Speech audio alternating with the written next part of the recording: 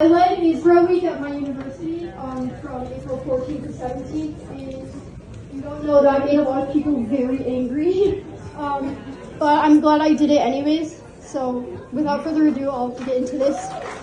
Good afternoon, and thank you all for being here and giving me the opportunity to speak on such an important issue.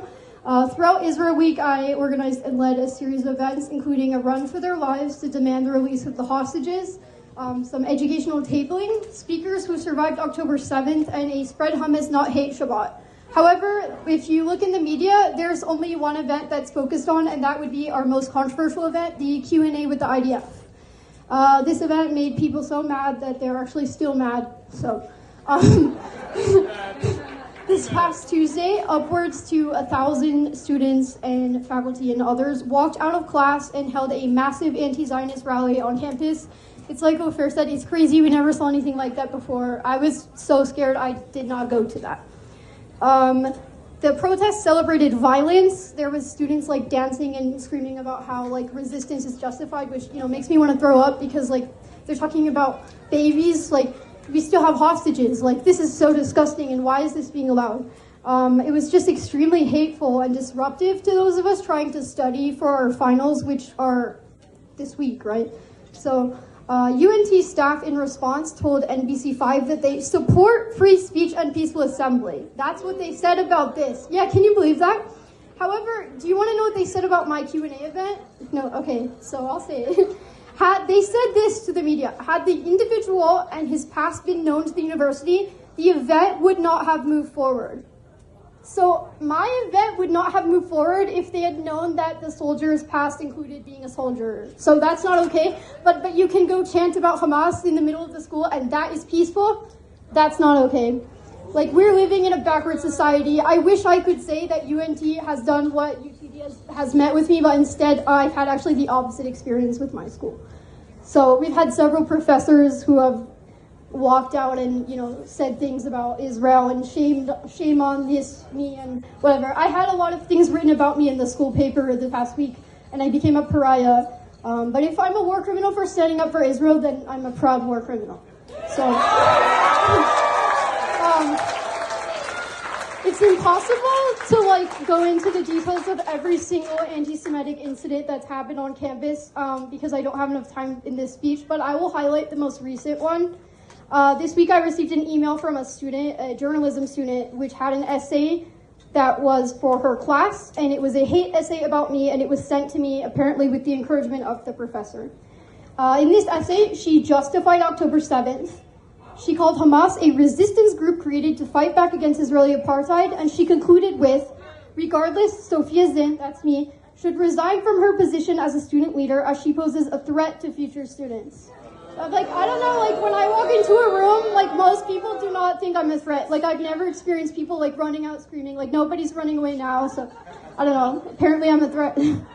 So, my university, I filed a harassment claim, and I remember I was thinking, there's no way they're not going to do something. Raise a hand who thinks it's harassment to target a Jewish student, write an essay praising the massacre of her people, and calling on her to resign. Who thinks that's harassment? Yeah, I do, but my university does not. They responded saying that there was no violation of the student code of conduct, and I was so angry, I remember I was shaking.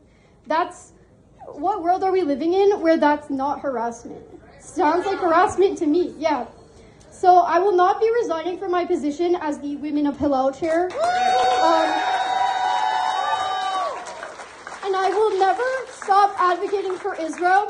One thing I do want to say is that throughout Israel Week, the anti-Zionist students tried to shut me down. They tried to shut down every single event, including the run for their lives. But I'm here now to tell you that I cannot be shut down. We have survived everything, from Pharaoh to the Crusades, to the Nazis, to Hamas. The Jewish people, one thing has prevailed. Those people, the Egyptians and everyone else in the past, they are history. We are here now. So I want to say to all the people at my school who have been calling me a terrorist, and even to my face sometimes, who have called me, ironically, a Nazi and a war criminal, I am not afraid of you. We are not weak. We are strong. I'm never going to stop fighting for my people, for Israel, and for the world. Thank you.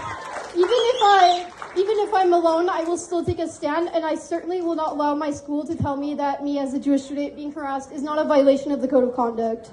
I have written them, but yeah, if you have time after, I'll give you like the phone number and the email of the dean of students, so you can spam them with demands that the student who harassed me be held accountable. So while it is true,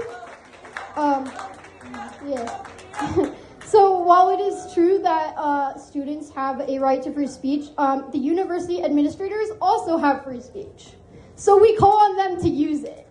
I'm in a group chat with a number of Jewish student leaders from around the country, and every day I check this chat and somebody's been assaulted. It's like a nightmare. Like every day, when I go to bed, I wonder, am I next? Like, what's gonna happen to me? What about my friends? How can I protect my friends? And I wonder also, if I'm attacked, will my university call it free speech? Will they praise the students exercising their free speech rights to peacefully attack Zionists? Why are anti-Zionists not held to the same student code of conduct and regulations that I have been held to for every single one of my events? I am fortunate so far that my university has not seen the level of violence that we have watched on the news at UCLA, Columbia, Yale, and other schools. But if my university continues as it does now, the pro-Hamas students will get more and more bold because they know that this is a safe space for them to hate Jews.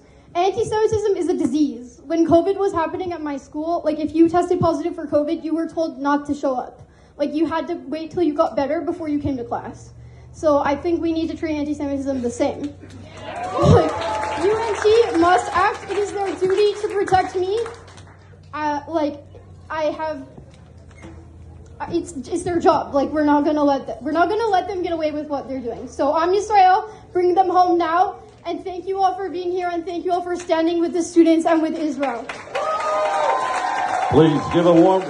Let's give it up for these two girls. Great and job. The students they represent.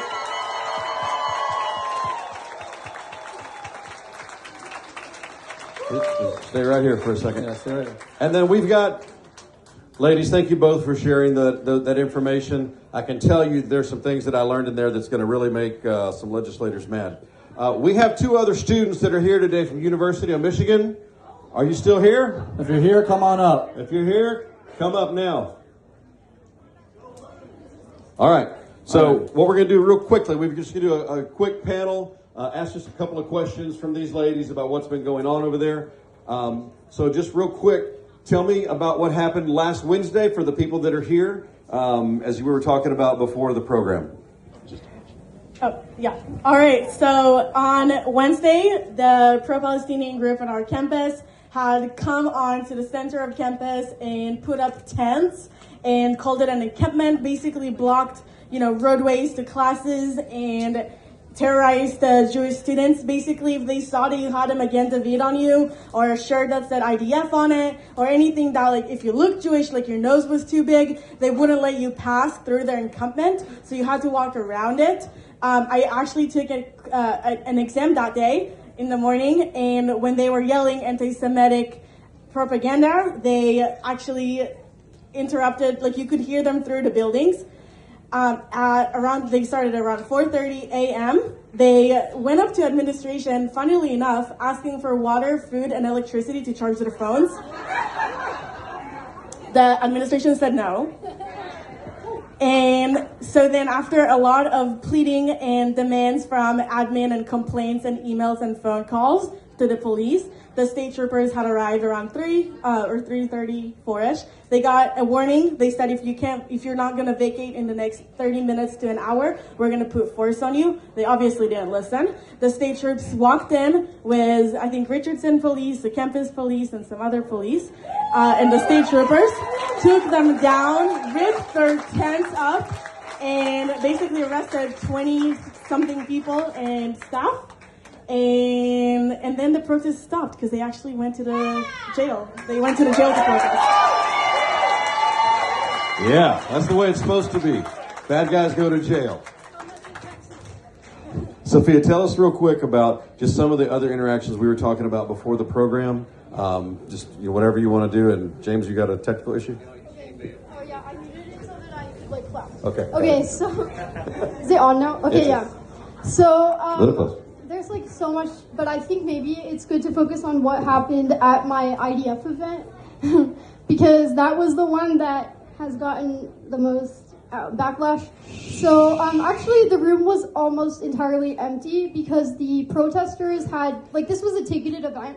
The university police thought that like by making people get tickets, like they would be a little bit more accountable to like not act up, but the anti-Zionists took up all the tickets so that people who actually wanted to come couldn't. So maybe there was like 15 people there, and the speakers who joined were Ezra and Mikhail Yakin. So Ezra is the oldest reservist in the IDF. He's 95 years old. He fought against the British so that Israel could exist. So like he's a hero. Yeah. So there was like some Al Jazeera video of him where like they claim he said something like killed Arabs or something. I don't know what he said, but it's like, it's Al Jazeera, so take that with some, yeah. So my university, being on very brand for them, considering that I recently found out that all the political science professors have Al Jazeera listed as a reliable source for Middle Eastern conflict on their website. They, like, after the event, they immediately denied knowledge that Ezra was coming, and actually the moderator of the event, Dr. Richard Ruderman, he claimed that he said that Ezra is a documented ethnic cleansing supporter. And then he said that he's ashamed to have anything to do with that. And so I responded, I mean, I didn't respond, but what I'm responding now is that, Dr. Ruderman, it's me who needs to be ashamed. I'm ashamed that I gave you the honor of moderating my event. I should have never invited you to my event. Like, you're ashamed, I'm ashamed. But yeah, since then, it's been like pretty consistent, like harassment, and free speech, whatever. I have to put up with free speech for the past 3 weeks now. But I'm not giving up because, as I said before, I'll say it again now, like, we're not breakable. They can't shut us down. In the end of the day, all my events did happen despite the attempts, to shut them down. And we're going to continue to exist. And from the river to the sea, this is the only flag that you'll ever see. So, thanks, All right. Thank you, ladies, both. God bless you guys. Thank you, Sophia. Thanks, man. Thank you for being out here.